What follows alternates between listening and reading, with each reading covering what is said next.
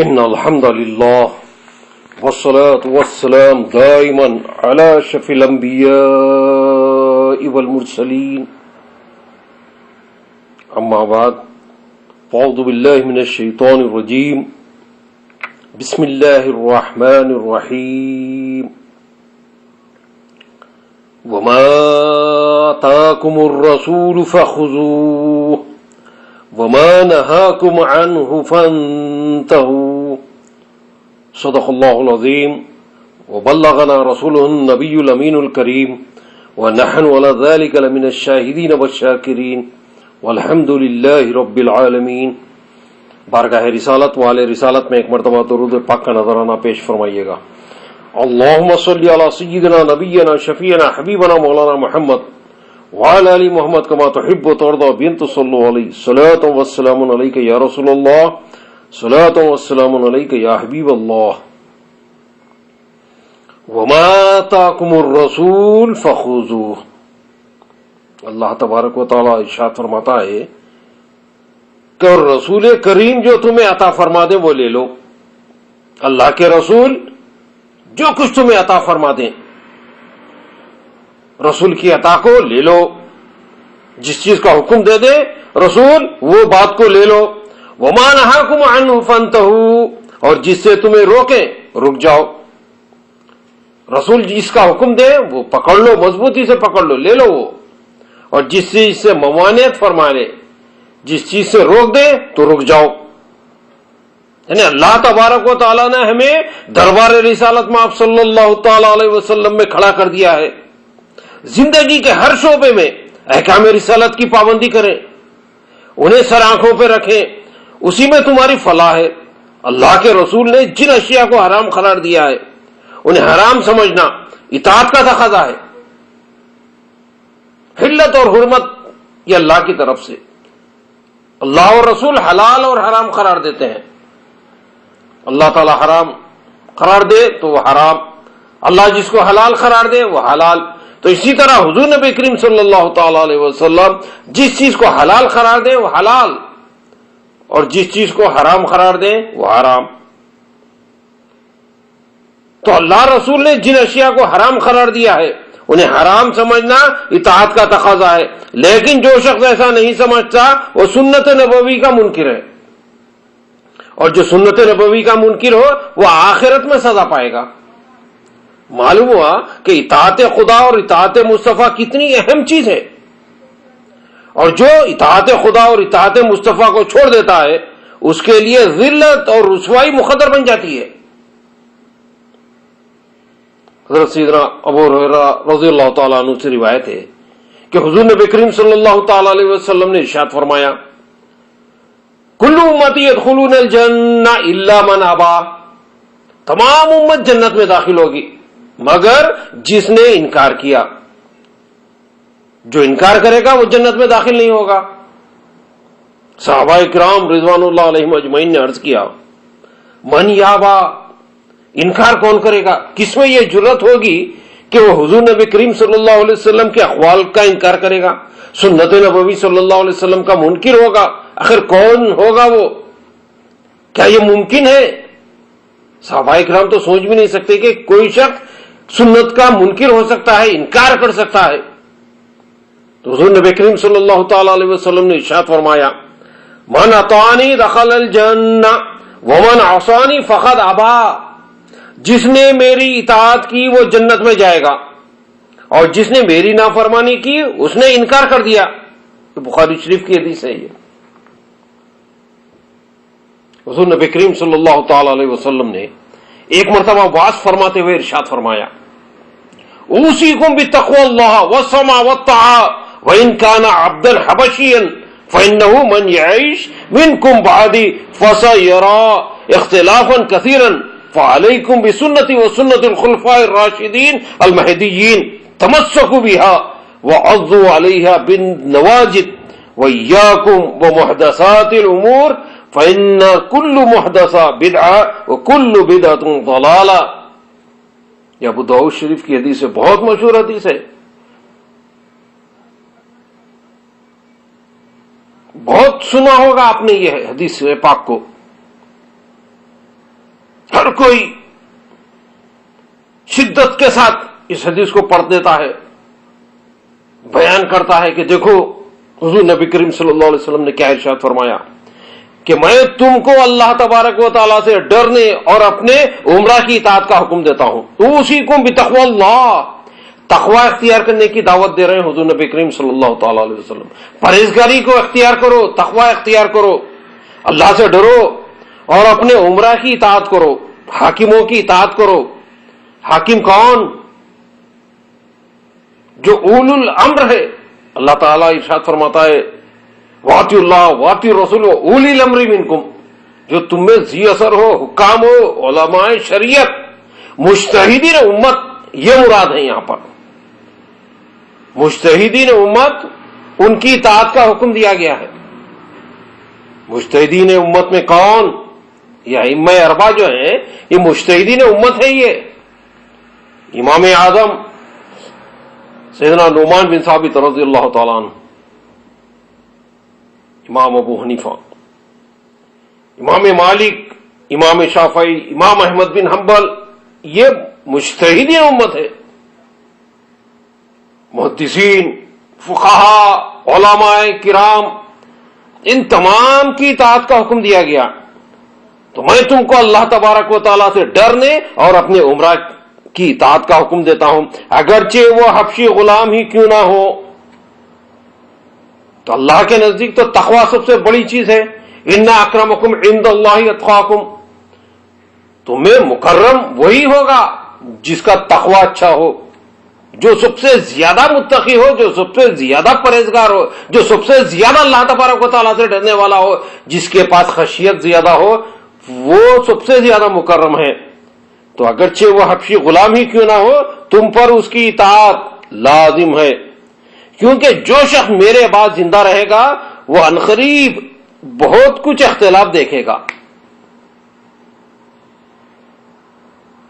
فَإِنَّهُ مَنْ يَعِيشْ مِنْكُمْ بَعْدِي فَسَيَرَىٰ، فرمایا گیا، فا بولے تو بالکل جو عنقریب دیکھے گا، بہت بعد میں نہیں، عنقریب اختلافات دیکھے گا۔ خلافت سیدنا عثمان غنی رضی اللہ تعالیٰ عنہ، آپ کی شہادت کے بعد سے یہ فرقے بننا شروع ہو گئے۔ شیعہ کا فرقہ وجود میں آ گیا، خوارج کے فرقے وجود میں آ گیا، یہ دو بڑے فتنے اسلام میں وجود میں آ گئے۔ تو وہاں سے اختلافات شروع ہو گئے۔ تو عنقریب بہت کچھ اختلاف دیکھے گا۔ تم میرا اور ہدایت یافتہ خلفائے راشدین کا طریقہ مضبوطی سے تھامے رہو۔ وعلیکم بسنتی وسنت الخلفاء الراشدین المہدیین، تو تم پر لازم ہے میری ہدایت، میرا طریقہ، میری سنت پر عمل کرنا اور میرے خلفائے راشدین کا طریقہ مضبوطی سے تھامے رہنا اور دانتوں سے اسے پکڑ لینا۔ وعضوا علیہا بالنواجذ، فرمایا گیا کہ دانتوں سے مضبوط پکڑے رہنا، سنت صحابہ کو، سنت خلفائے راشدین کو مضبوطی سے تھامے رہنا، کیونکہ جیسے رسول کی سنت پر عمل کرنا ضروری ہے، اسی طرح سنت صحابہ، سنت خلفائے راشدین کی سنتوں پر بھی عمل کرنا بہت ضروری ہے۔ اور نئی گھڑی ہوئی باتوں سے بچنا، دین میں جو نئی نئی باتیں بیان کی جاتی ہیں ان سے بچنا، کیونکہ خلاف سنت ایجاد کردہ ہر نئی بات بدعت ہے۔ خلاف سنت، جو سنت کے خلاف ہو، سنت کے مغایر ہو، جس سے سنت میں خرابی واقع ہو جاتی ہے، وہ بات بدعت ہے، اور ہر بدعت گمراہی ہے۔ گمراہ کس سے ہوتا ہے انسان؟ عقیدے کی خرابی سے انسان گمراہ ہوتا ہے، اعمال کی خرابی سے انسان گناہگار ہوتا ہے۔ تو ہر نیا عقیدہ یہ بدعت ہے، گمراہی ہے۔ تو اس حدیث میں اس امر کی تاکید کی گئی ہے کہ ان امور پر سختی سے عمل کرو جو حضور نبی کریم صلی اللہ علیہ وسلم نے کیے ہیں اور پھر انہیں صحابہ کرام نے اپنایا ہے، اور دین میں خلاف سنت کوئی نئی بات نہ گھڑی جائے۔ ام المومنین حضرت عائشہ صدیقہ رضی اللہ تعالیٰ عنہا سے روایت ہے، بخاری و مسلم شریف کی حدیث ہے کہ حضور نبی کریم صلی اللہ علیہ وسلم نے ارشاد فرمایا، جس شخص نے ہمارے اس دین میں کوئی نئی بات نکالی جو اس میں سے نہیں ہے تو وہ مردود ہے۔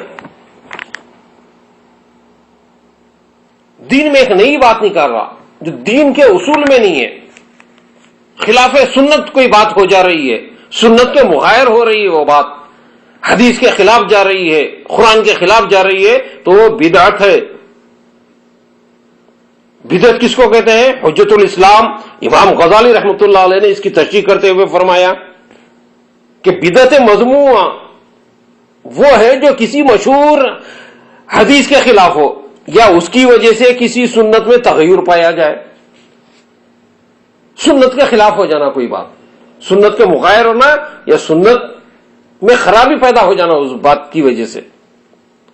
اب جب صرف بدعت کا لفظ ذکر کیا جائے تو اس سے وہ امر مراد ہوتا ہے جو کسی سنت مشہورہ کے خلاف ہو، یا اس سے حضور نبی کریم صلی اللہ علیہ وسلم کی کسی سنت میں تغیر روح پذیر ہو، چینجز آ جانا، سنت کو بدل دینا ایک نئی طریقے سے، ایک نئی بات سے جو سنت کے خلاف ہو جائے، وہ بدعت مذمومہ ہے۔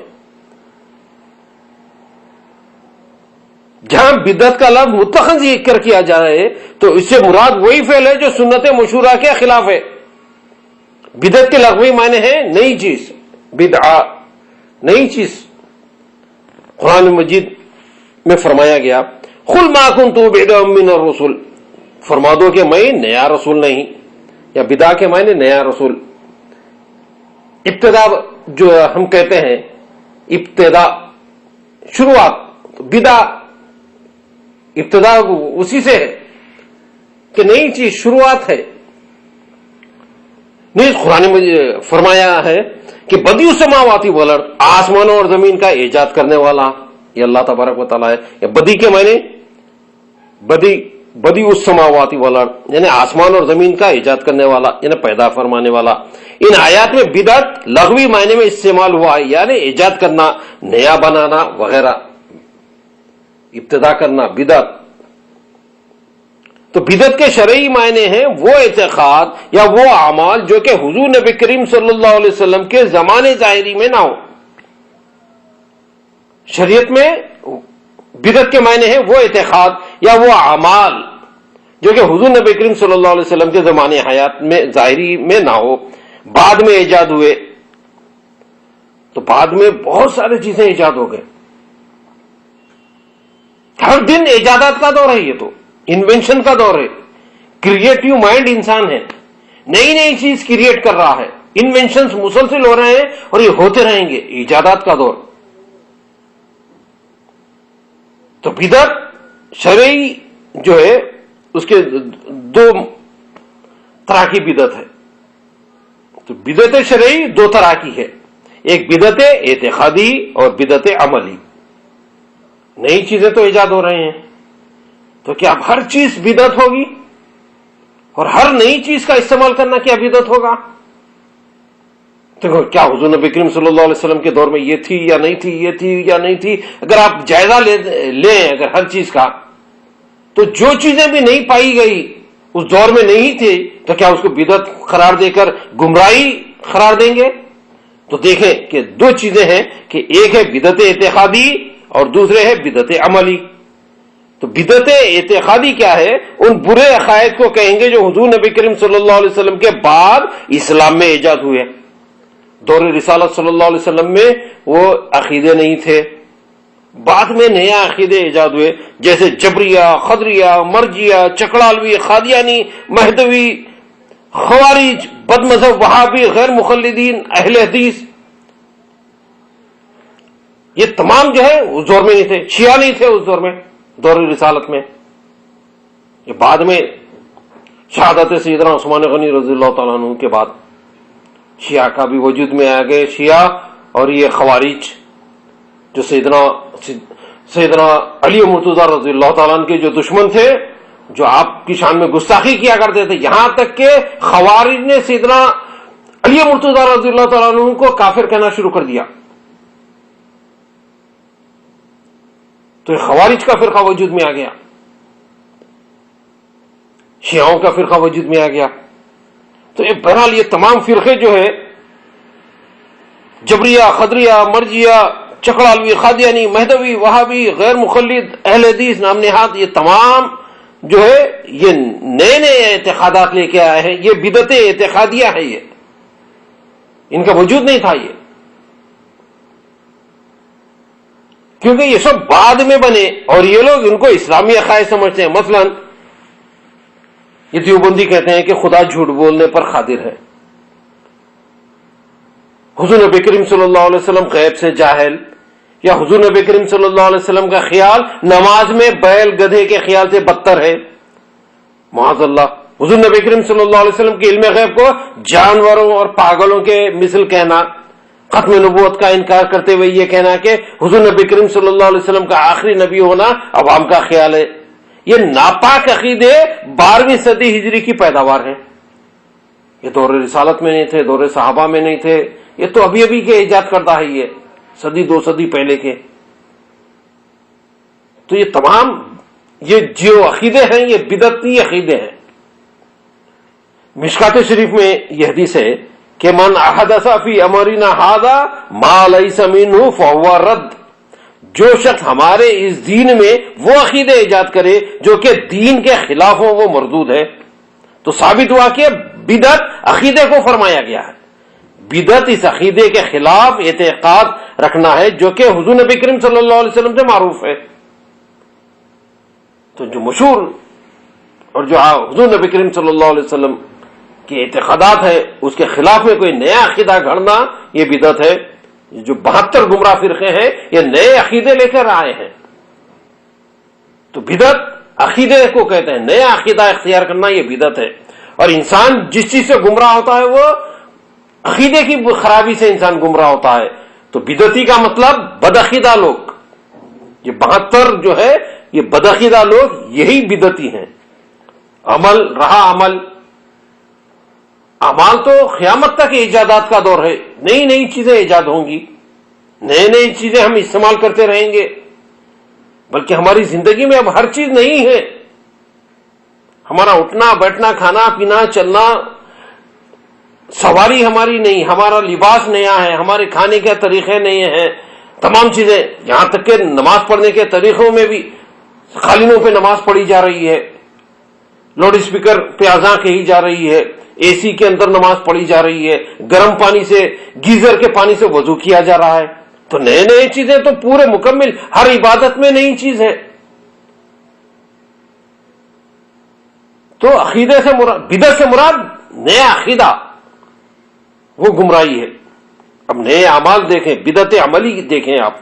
ہر وہ کام جو کہ حضور نبی کریم صلی اللہ علیہ وسلم کے زمانے پاک کے بعد ایجاد ہوا، خواہ وہ دنیاوی ہو یا دینی ہو، خواہ صحابہ کرام کے زمانے میں ہو یا اس کے بعد ایجاد کیا کردہ ہو، یہ اگر بدعت ہے عملی ہے. یہ ہر نئی چیز بدعت.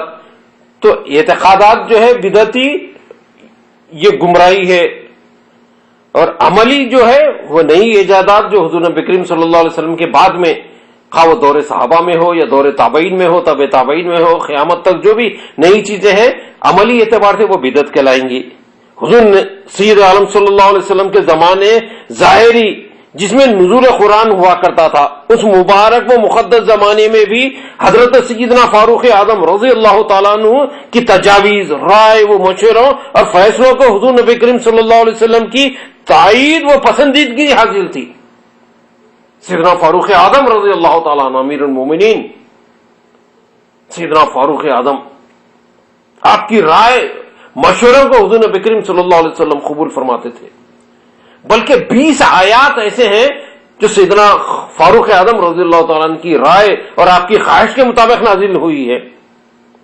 اور قرآن مجید میں کئی مقامات پر تجاویز، مشوروں اور فیصلوں کی حمایت و تائید میں آیات کا نزول ہوا ہے.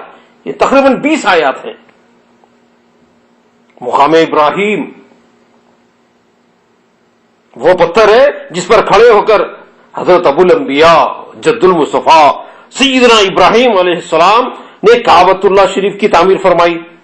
حضرت سیدنا عمر فاروق رضی اللہ تعالیٰ عنہ نے حضور نبی کریم صلی اللہ علیہ وسلم کی خدمت میں عرض کیا کہ یہ پتھر معظم ہے، بہت ہی مقدس پتھر ہے، بہت ہی معظم پتھر ہے، عظمت والا پتھر ہے، کیونکہ نبی اس پر کھڑے رہ کے تعمیر فرمایا کرتے تھے.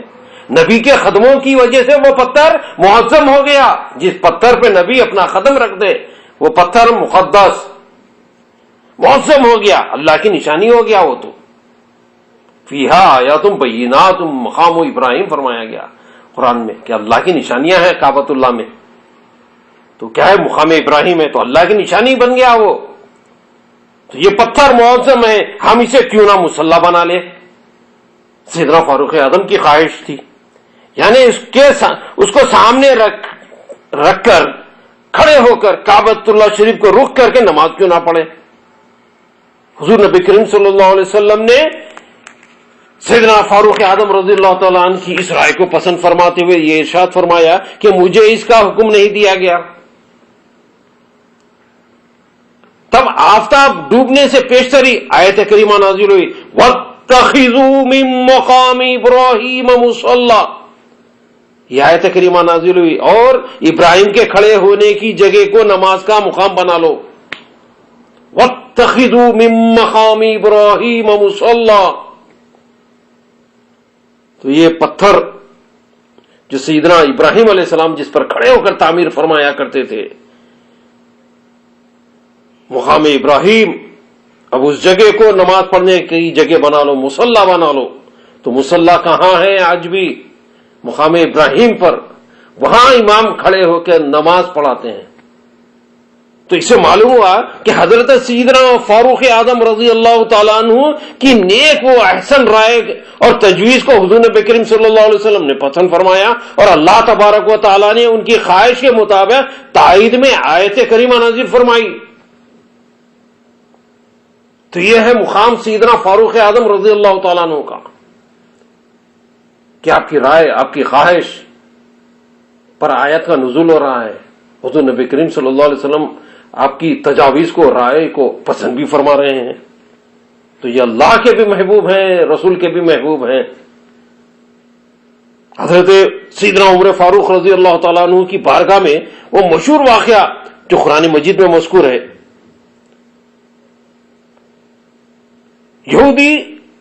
ایک یہودی اور ایک ظاہری مسلمان، بہت مشہور واقعہ ہے.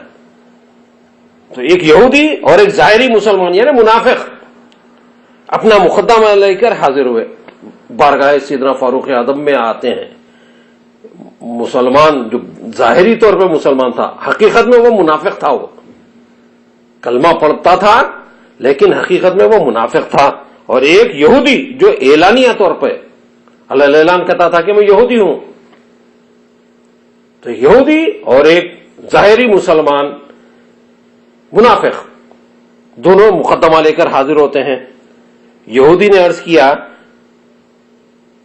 کہ آپ کے رسول نے مقدمہ سماعت فرما کے میرے حق میں فیصلہ صادر فرمایا ہے. یعنی ہم یہ مقدمہ لے کر پہلے حضور نبی کریم صلی اللہ تعالی علیہ وسلم کی بارگاہ میں حاضر ہوئے. آپ کے رسول نے مقدمے کو سماعت فرمایا، سن لیا مقدمے کو، اور ججمنٹ جو ہے، فیصلہ جو ہے وہ میرے حق میں دیا، میرے فیور میں وہ فیصلہ دے دیا. تو یہ یہودی کہنے لگا کہ فیصلہ میرے حق میں ہے، آئی ایم دا ونر، میں یہ مقدمہ جیت چکا ہوں، ججمنٹ میرے فیور میں ہے. لیکن یہ مسلمان آپ کے رسول کے فیصلے کو نامنظور کرتے ہوئے آپ کی عدالت میں فیصلہ چاہتا ہے. وہ جو منافق تھا، جو ظاہری طور پر مسلمان تھا، وہ سوچنے لگا کہ رسول جو ہے وہ تو رحمت للعالمین ہے، وہ یہودی کے حق میں بھی فیصلہ دے دیے اور میرے اس رعایت بھی نہیں فرمائے کہ میں تو ایمان، کفر تو، نفاق تو چھپا کے رکھا ہوں میں اپنے ایمان کو، میں اعلان تو نہیں کیا اپنے کفر کا.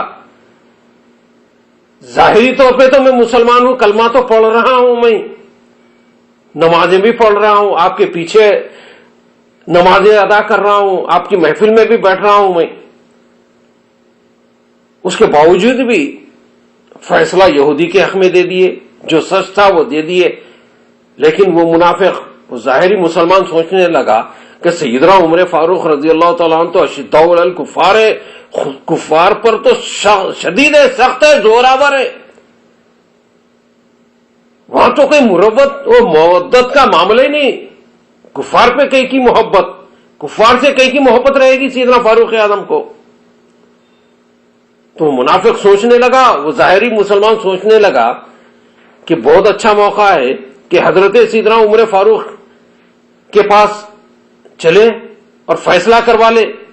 سیدنا عمر فاروق تو ظاہر ہے جیسے نام سنیں گے یہ یہودی ہے تو یہودی کے خلاف فیصلہ دے دیں گے. وہ اس طرح کا سوچ رہا تھا. وہ ظاہری مسلمان منافق جو ہے اس طرح کے وسوسے آ رہے تھے اس کے ذہن میں کہ فیصلہ جو ہے یہودی کے خلاف دیں گے اور جیسے سنیں گے کہ یہ مسلمان ہے تو مسلمان کا فیور کریں گے. سیدنا فاروق اعظم رضی اللہ تعالیٰ عنہ کی بارگاہ میں جب یہ مقدمہ آیا تو آپ نے بہت ہی صحیح فیصلہ فرمایا ہے. آپ اندر گھر میں تشریف لے کے گئے. ادھر منافق خوش ہو رہا ہے ظاہری مسلمان کہ اب اندر سے کچھ یہ سوچ رہا ہے کہ میرے فیصلے میں کچھ سوچ بچار کر رہے ہیں، کچھ تائید کے پہلو تلاش کر رہے ہیں، میرے حق میں فیصلہ کرنے والے ہیں، یہ خوش ہو رہا ہے. ادھر یہودی جو ہے گھبرا رہا ہے کہ کہیں میرے خلاف نے فیصلہ نہ جاری کر دے. یہ تو سیدنا فاروق اعظم رضی اللہ تعالیٰ عنہ ہے. آپ اندر تشریف لے گئے اور دیکھتے ہیں کہ آپ اپنے ہاتھ میں ایک ننگی تلوار لے آئے اور تلوار سے اس ظاہری مسلمان یعنی منافق کی گردن اڑا دی. کیونکہ وہ رسول کی بارگاہ سے آیا، رسول کی بارگاہ سے پلٹ کے آیا، رسول نے فیصلہ دے دیا تھا تو رسول کے فیصلے کا انکار کر چکا تھا، رسول کے فیصلے کو نامنظور کر چکا تھا. وہ رسول کے حکم کی مخالفت کر رہا تھا، رسول کے فیصلے کو ماننے تیار نہیں تھا. تو سیدنا فاروق اعظم رضی اللہ تعالیٰ عنہ نے تلوار سے اس کی گردن اڑا دی. شور ہو گیا، چوطرف یہ بات مشہور ہو گئی، پکارا ہو گیا کہ عمر نے مسلمان کو مارا لا.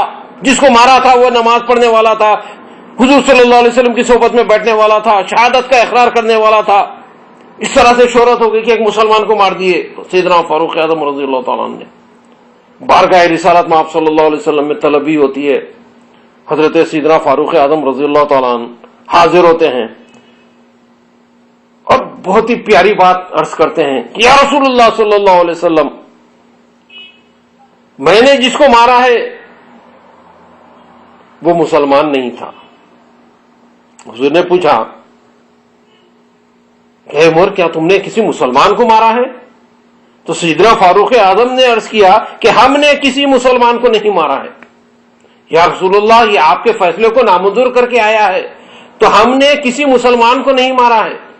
ہم نے جس کو مارا ہے وہ ایمان سے ہاتھ دھو چکا تھا، وہ کافر ہو چکا تھا تو ہم نے کافر کو مارا ہے، کسی مسلمان کو نہیں مارا ہے. تو ادھر سیدنا فاروق اعظم رضی اللہ تعالیٰ عنہ اس کے کفر کے بارے میں کہہ رہے ہیں کہ ہم جس کو بھی مارے ہیں وہ مسلمان نہیں تھا، مرنے والا وہ کفر پر مرا ہے. اور سیدنا فاروق اعظم کا مزاج دیکھیے. آپ حضور کی بارگاہ میں اس شخص کو لے کر نہیں پہنچتے ہیں کہ یا رسول اللہ صلی اللہ علیہ وسلم، آپ نے اس کے حق میں، ایک یہودی کے حق میں فیصلہ دے دیا ہے اور یہ شخص جو ہے جو اسلام کا کلمہ پڑھ رہا ہے، ظاہری طور پہ جو مسلمان ہیں، اس کے خلاف میں آپ نے فیصلہ دیا ہے، تو اب آپ کا فائنل فیصلہ کیا ہوگا، آخری فیصلہ کیا ہوگا؟ سیدنا فاروق اعظم رسول اللہ صلی اللہ علیہ وسلم کی خدمت میں لے کر حاضر نہیں ہوئے. آپ انتظار نہیں فرمائیں، آپ گفتگو نہیں فرمائیں، آپ مہلت نہیں لیے بلکہ گردن اڑا دی. تو آپ گستاخ رسول کو مہلت بھی نہیں دیے، آپ گستاخ رسول کو اسی وقت گردن اڑا دیے. رسول کی بارگاہ میں آپ تشریف نہیں لے گئے، آپ وہاں حاضر ہو کر اتنا وقت بھی نہیں دیے، اتنی گستاخ رسول کو اتنا مہلت بھی نہیں دی گئی، تو فیصلہ اسی وقت فرما دیے. تو یہ ہے عشق سیدنا فاروق اعظم رضی اللہ تعالیٰ عنہ. تو آج ہم فتووں کا سہارا لیتے ہیں، گستاخ رسول کی گردن اڑانے کے لیے، اس کے خلاف کچھ کہنے کے لیے فتوے دیکھتے ہیں، لیکن سیدنا فاروق اعظم رضی اللہ تعالیٰ عنہ کا مزاج دیکھیے کہ آپ تاخیر بھی گوارا نہیں کر رہے ہیں، کوئی مہلت بھی دینا نہیں چاہ رہے ہیں، گستاخ رسول کو اسی وقت گردن اڑا دی جائے۔ یہ سنت فاروق اعظم ہے، تاخیر نہیں ہونی چاہیے، طوالت نہیں دینا چاہیے، مقدمے کو طول نہیں دینا چاہیے۔ جس وقت گستاخی سرزد ہو جائے اسی وقت اس کا فیصلہ کر دیا سیدنا فاروق اعظم رضی اللہ تعالیٰ عنہ نے۔ اور ادھر آیت کا نزول ہو رہا ہے، فَلَا وَرَبُّكَ لَا يُؤْمِنُوا حَتَّى يُحَكِّمُوكَ فِي مَا شَجَرَ بَيْنَهُمْ ثُمَّ لَا يَجِدُوا فِي أَنفُسِهِمْ حَرْجًا مِّمَّا قَضَيْتَ وَيُسَلِّمُوا تَسْلِيمًا۔ یہ سورہ النساء کی آیت ہے۔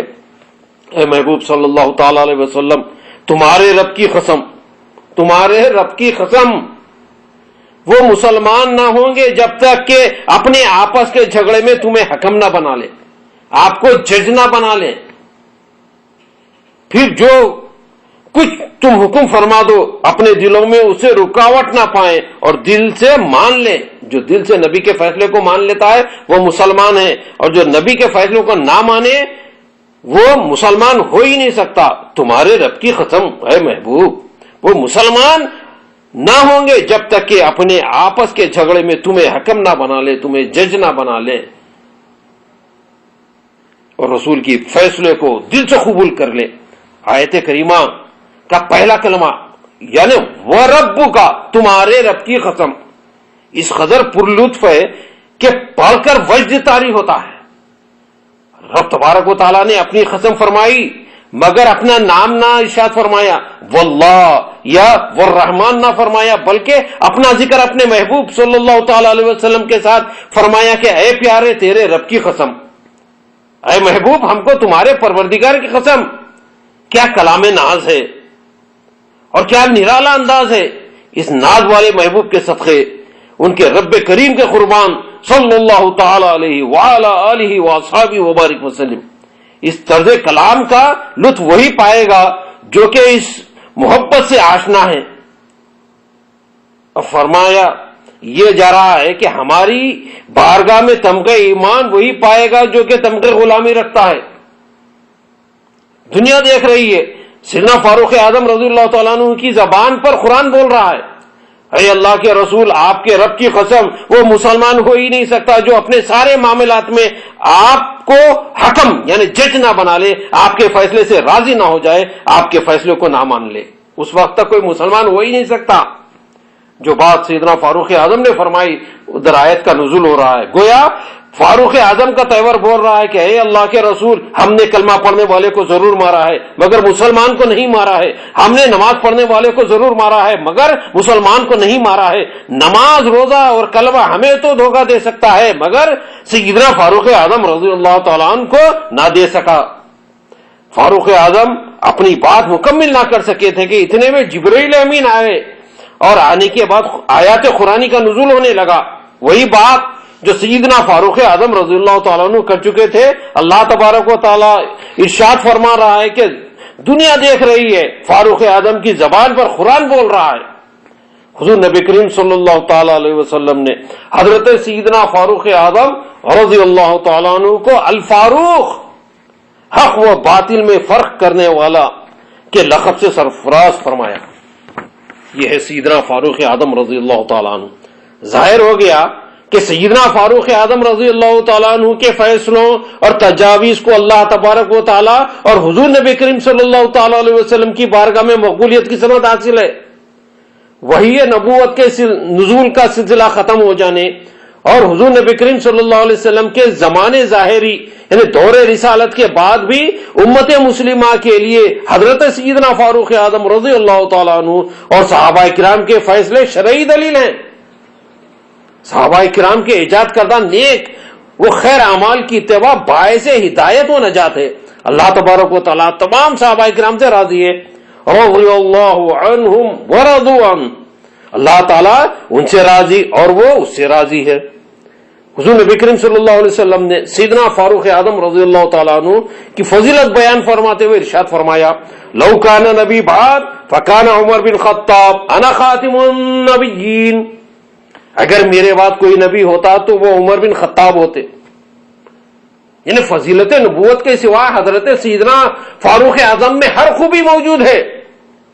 میں سب سے آخری نبی ہوں، لا نبی بعدی، میرے بعد اب کوئی نبی نہیں، باب نبوت بند کر دیا گیا، نہ نبی کوئی ہے، میرے بعد کوئی نبی ہو ہی نہیں سکتا. باب نبوت کا دروازہ ہمیشہ کے لیے خطاب. جو جھانکنے کی کوشش کرے گا، جو دروازہ کھولنے کی کوشش کرے گا، وہ کافر. غلام احمد قادیانی نے داخل ہونے کی کوشش کی، کافر.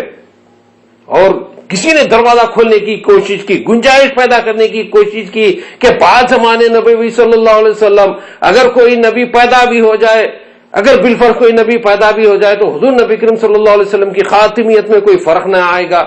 یہ منکر ختم نبوت قاسم نانوتوی بانی دارالعلوم دیوبند ہے، جس نے باب نبوت کو کھولنے کی کوشش کی.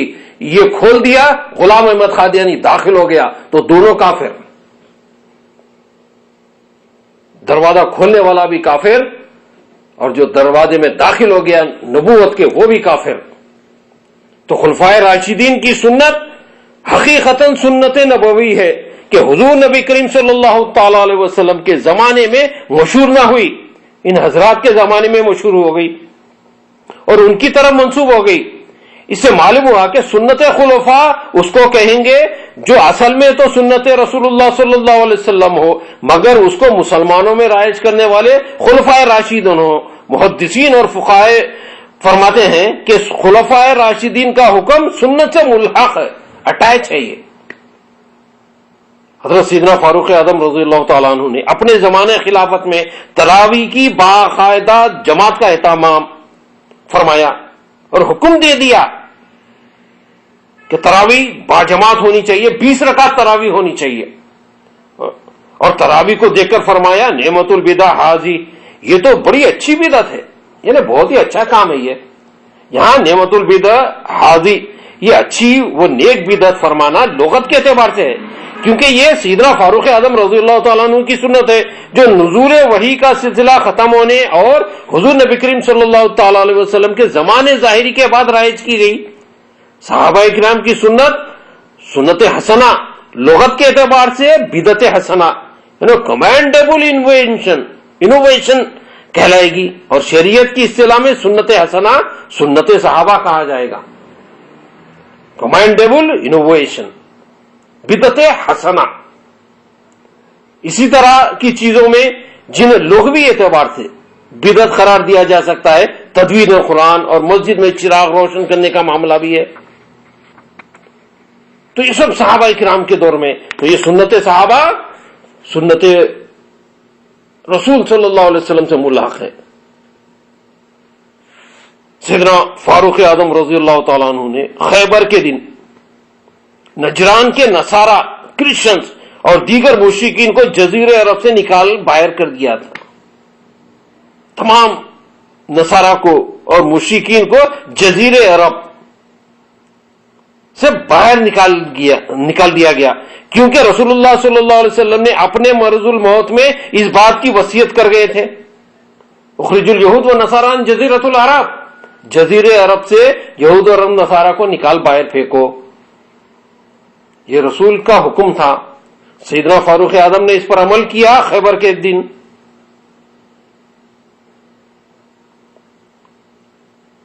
تو رسول کا حکم ہے یہود و نصارہ کو جزیرہ عرب سے نکالو، لیکن آج جو ہے یہود و نصارہ کو جمع کیا جا رہا ہے. رسول کا حکم ہے نکالو، لیکن آج حجاز میں بھرے ہوئے ہیں، یہ جدہ میں بھرے ہوئے ہیں، مکے کے اطراف میں، مدینہ منورہ کے اطراف میں اور تمام ملک میں یہ بھرے ہوئے ہیں. جزیرہ عرب میں بلکہ حجاز میں، حرمین کے قریب میں، قرب و جوار میں یہ لوگ یہود و نصارہ کو بسا لیا گیا ہے، ان کی فوجوں کو بسا لیا گیا ہے. تو رسول کا حکم ہے نکالو، لیکن یہ ہے کہ بسا لو. تو سیدنا فاروق اعظم رضی اللہ تعالی عنہ نے خیبر کے دن یہود، نجران کے نصارہ اور دیگر مشرکین کو جزیرہ عرب سے نکال باہر کیا، کیونکہ رسول اللہ صلی اللہ علیہ وسلم نے اپنے مرض الموت میں اس بات کی وصیت کر گئے تھے، اور سیدنا فاروق صدیق اکبر رضی اللہ تعالیٰ عنہ فرمان نبوی کو اس لیے نافذ نہ کر سکے کہ مرتدین کے خلاف جنگ میں مصروف تھے۔ اب مانعین زکوٰۃ کے خلاف، جو زکوٰۃ نہیں ادا کر رہے تھے، ان کے خلاف آپ جنگ میں مصروف تھے، اور فارس و روم سے قتال شروع کر چکے تھے۔ اسی طرح سیدنا فاروق اعظم رضی اللہ تعالیٰ عنہ اپنی خلافت کے ابتدائی ایام میں یہ کام فارس و روم کے خلاف جنگ آزمائی کے سبب نہ کر سکے، لیکن جب سیدنا فاروق اعظم رضی اللہ تعالیٰ عنہ اس حکم نبوی کی تعمیل پر قادر ہوئے تو انہوں نے اس پر عمل کیا، اگرچہ یہ فعل بھی لغت کے اعتبار سے بدعت ہی کہلائے گا، لیکن در حقیقت صحابہ اکرام کی ایجاد وہ اجتہاد بدعت حسنہ کو سنت صحابہ کہتے ہیں۔ اللہ تبارک و تعالی ہم سب کو صحابہ کرام کی سنتوں پر عمل کرنے کی توفیق عطا فرمائے۔ وآخر دعوانا الحمدللہ رب العالمین، سبحان ربک رب العزت عما یصفون وسلام علی المرسلین والحمدللہ رب العالمین۔